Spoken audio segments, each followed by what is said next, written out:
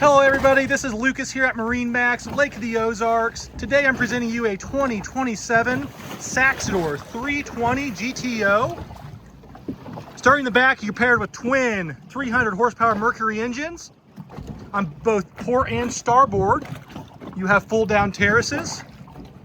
These back seats form a sun lounger. When this table goes down into the ground, automatically moves by a button. These seats here will move back and forth to be able to use the seats and the table. There's a pull-out fridge on each side of the boat. The operational panel to use your panels and your tactical hatch for your storage. Coming to the helm, you have a bow thruster and joystick here. Your screens are dual SIM-rad. Down below, you do have a berth with a head. Going to the front and the bow, you have a beautiful sun lounger.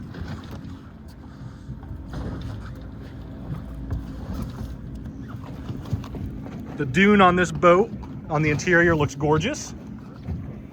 You do have a sunshade for the front as well. This boat does have the full isinglass kit. The boat I'm showing you today is a 2027 Saxdor 320 GTO, here and available at Lake of the Ozarks MarineMax. Come and check it out.